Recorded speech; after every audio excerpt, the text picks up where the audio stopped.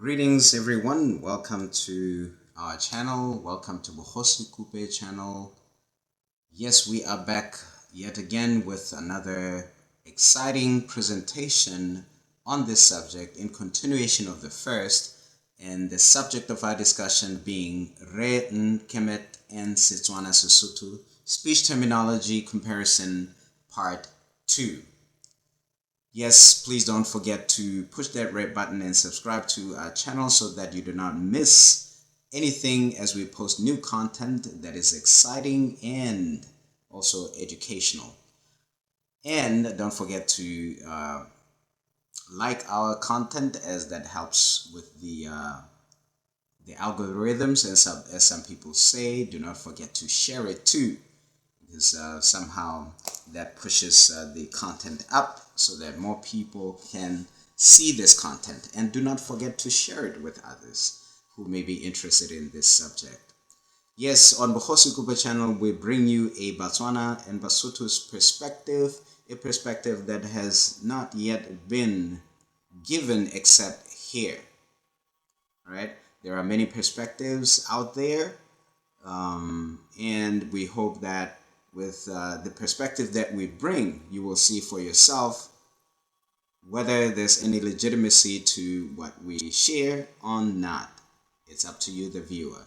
Don't forget to comment, and we'll do our best to respond to comments that either are relevant to the subject that we are discussing at hand or any of our videos that we have already presented. Thank you so much, subscribers and viewers, and let's jump right into this subject.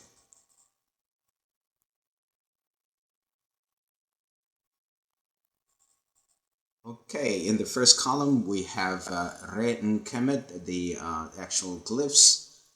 And the middle column we have the transliteration in linguistics representations. And in the third column we have Setswana-Sesotho rendition or transliteration. Okay, let's jump right into it. We have the snake, which is I-10, then the hand, which is D46, and we have a city man, A1. And this is transliterated as jet, meaning say, speak. Sometimes the I-10 glyph and the D46 glyph are transliterated as jer. They do so in linguistics only for one word, but we have found that there are actually many words that have this. Okay, the R and the D or the J corresponding to the Setswana J or J and L. Okay, and in transliterating this, we have it in Setswana as chata, to converse, talk, or speak. Chata, as some may want to say that this is a borrowed word, but I can ascertain that it is actually a legitimate Setswana word that is used in Sirolong, in the central part of South Africa. It is not a borrowed word, and the similar word is found in the Karanga, spoken in Zimbabwe and Botswana. It is found as cheta or chera, which means to tell tales. Okay, and in Setswana, of course, we have an equivalent of telling tales, which is jala or chala, jala or chala. Okay, which means to gossip or tell tales. And the next set of glyphs we have F32, O34, F32, O34, and G37. Okay, and these are transliterated as Gesi, Gesi, vial of enemies or speech. And we have it in Setswana-Sesotho as Gesa, which means berate, castigate, or revile. And the next set of glyphs, we have J1, D21, Z7, and A2. And it's transliterated as kher, to say. Of course, the Z7 glyph, which has the representation of a wa or wu sound, is missing here. And we have it in Setswana as khalo, which means admonishment, denial, chastisement. And in the next set of glyphs, we have S43, X1, Z7, and A2. And this is transliterated as medu, to contest. And we have it in Setswana-Sesotho as meteo. Meteo meaning disparage, to disparage, or disparagement or ridicule. And the next set of glyphs, we have Y1, X1, Z1, and V12. And this is transliterated as mejat, meaning papyrus roll, amulet, spellbook, letter, bandage. And we have that in Setswana as mutato, communication, message, letter. And then, of course, is in wrapping or binder, mutato or mutato. It's something that wraps or binds. Okay. The next set of glyphs, we have D21, Z1, A2, and Z2. Transliterated as ru or rau, words, sayings, utterances.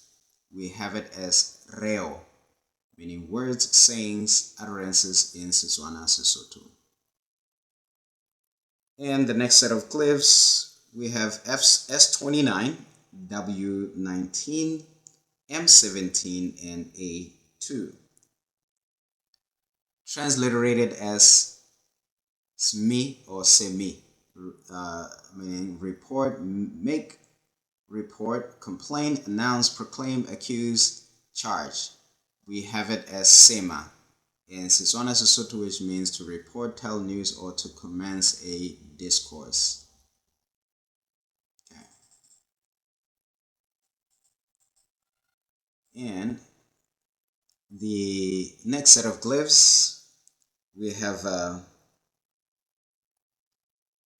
this is S24, O34, Z7, and Y1.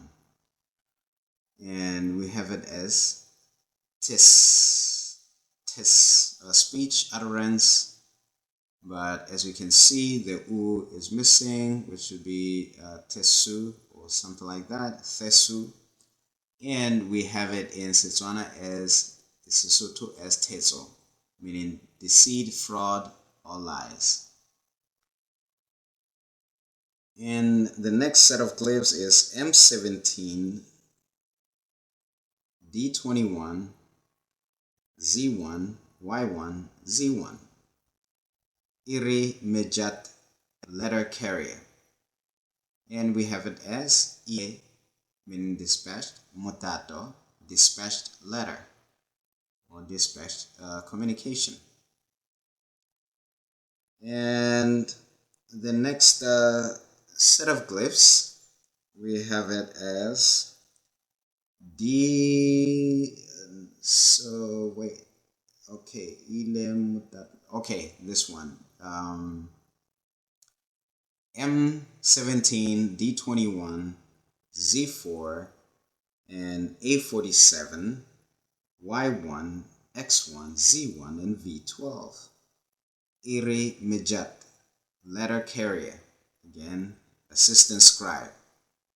And here we have it as Ari Mutato, meaning the one who opens letters or a letter opener, right? It can be a letter carrier, but is the one who opens letters and reads the letters, because the king does not read his own letters, but somebody else, a secretary, or somebody ari motato, who opens the letters, who cuts open the letter, all right, in order to read it.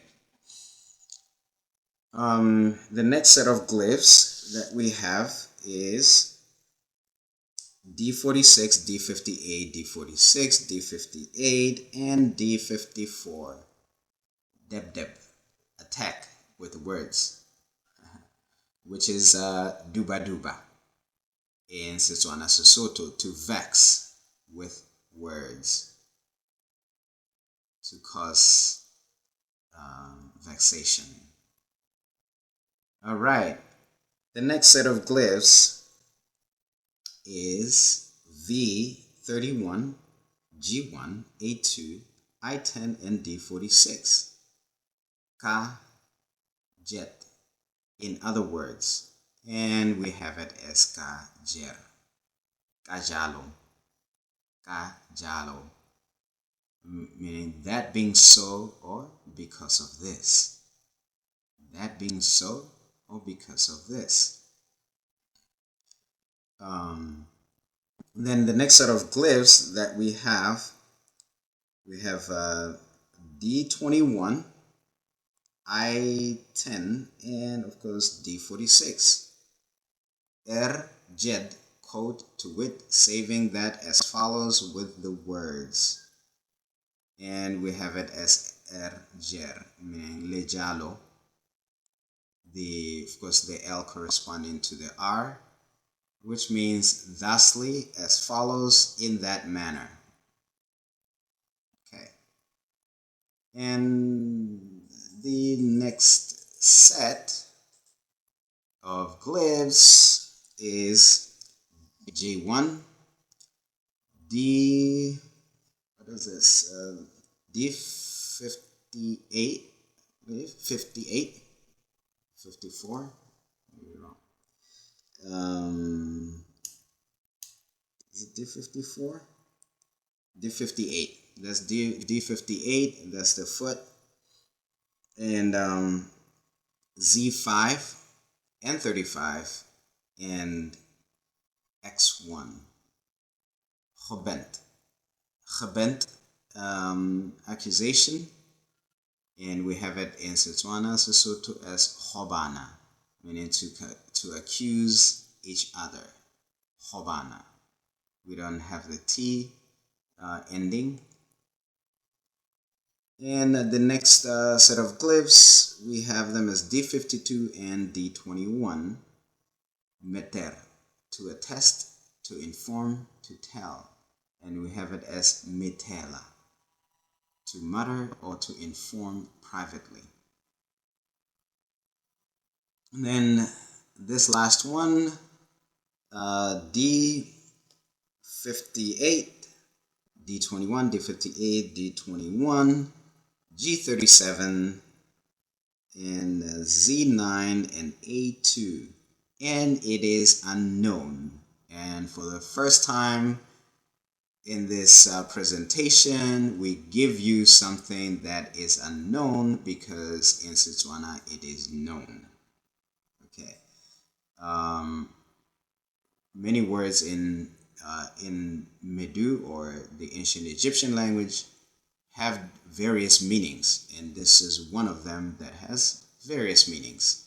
And we present those various meanings, which are found in Setswana-Sesotho, bera bera, or bala bala, which means to speak incessantly, and bora bora, which means to mutter, or bare bare, meaning rumors. Okay, that's all, folks, that we had for you today. We hope that this video was very exciting, that you learned something new, and that you can now read, having given you a presentation, 2 presentations on the Re Nkemet Setswana-Sesotho speech terminology comparison part 2. Well, with that said, Have a great time, and we look forward to see you on the other side as we bring you even more great content.